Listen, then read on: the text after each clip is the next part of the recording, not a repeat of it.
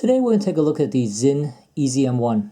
EZM stands for Einsatzzeitmesser, which is German for mission timer. Let's just jump right to the specs as we normally would do. The case and bracelet is made out of titanium. Case diameter is 40 millimeters. Lug widths are 20. It's a chronograph watch with a screw-down crown and a screw-on back. Watch has a water resistance rating of 30 bar or 1,000 feet. The crystal is sapphire, slightly domed, and has anti-reflective coating. This bezel is a bi-directional 120-click countdown timer bezel. And the way it works is this. Let me give you an example. Let's say I have to park my car. I can only park for 10 minutes. I would align the 10-minute mark to my minutes hand. And when my minutes hand goes to this triangle here, my 10 minutes are up. There's a date window at 4. And the numbers in the date window are red. Now if you look down here at the 6 o'clock position, you can see AR. AR stands for Argon. When these watches leave the factory, they fill with argon gas. Now what argon does is to push oxygen out of the case. Less oxygen in the case means less water. There's also a copper sulfite dehumidifier capsule here, which is sort of like a moisture indicator. When the watches leave the factory, this capsule is white color. Over time, as moisture starts to enter the case, it turns to a kind of a powder blue, which is what you see here.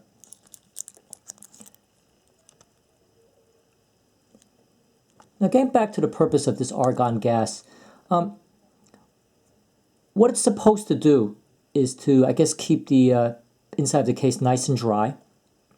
And by doing so, the environment inside the case, it's more stable, if you will.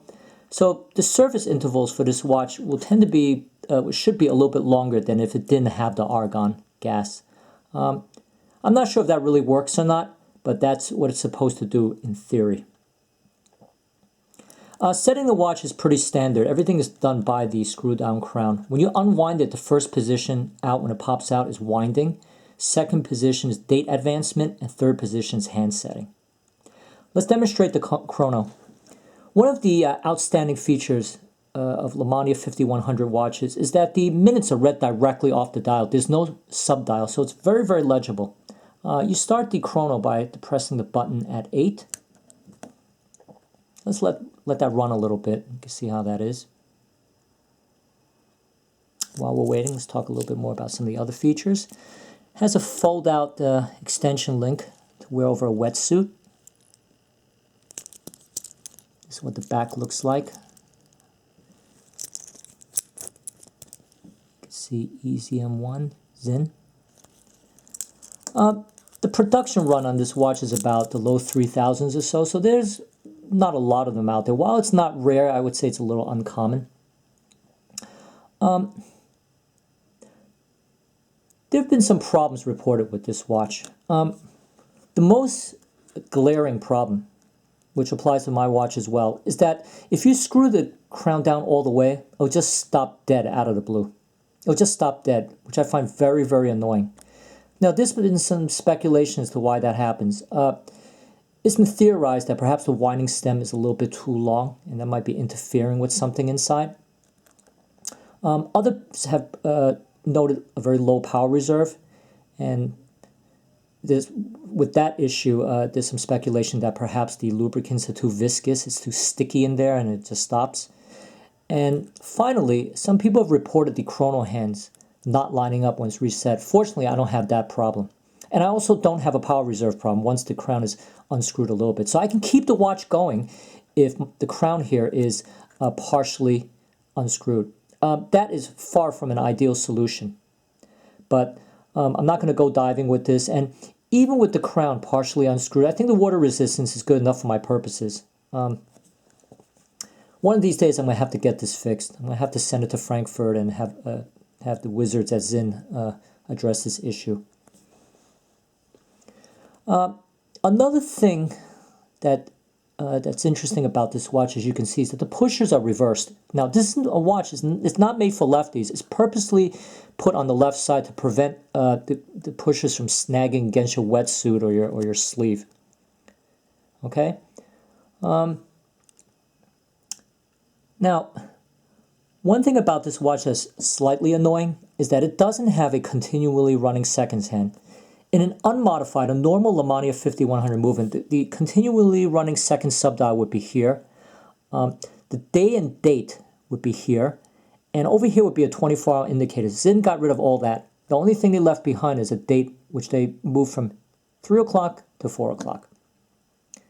I say if you're going to go with a minimalist design, you might as well just get rid of the date as well. Okay? Without that continually running seconds hand, every so often you might have to hold this watch up to your ear to make sure it's ticking. I don't do that anymore. Since I found out that once I unscrew the crown a little bit, the watch will keep running. So I'm pretty confident it will keep running as long as I do that. Now, as you can see, since we've been talking, about 3.5 minutes have gone by. Okay? Let me stop the watch and reset it. Stop. And reset. Okay? Overall, it's a pretty nice watch, if you can forgive some of those issues that I just discussed. It's very, very light on the wrist. And this particular watch is very, very accurate. I just tweaked it recently, and it's doing about plus 1.5 seconds per day. I can't really ask for any better than that. Okay? Power reserve is about 48 hours or more. So I'm pretty satisfied with the timekeeping aspects of this watch. Now, if I were going on some kind of mission, would I bring this watch?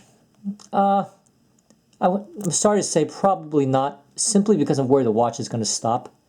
I'd rather bring like a Rolex or something. That's a terrible thing to say, but that's essentially how I feel. And I just want to be truthful about when I do these watch reviews. Okay, but it's a pretty nice watch, and it's not very common. So there you have it, Sinn EZM-1, the good, the bad, and the ugly. Thank you so much for watching. Next time we're going to review something a little bit more dressy. Bye now. Take care.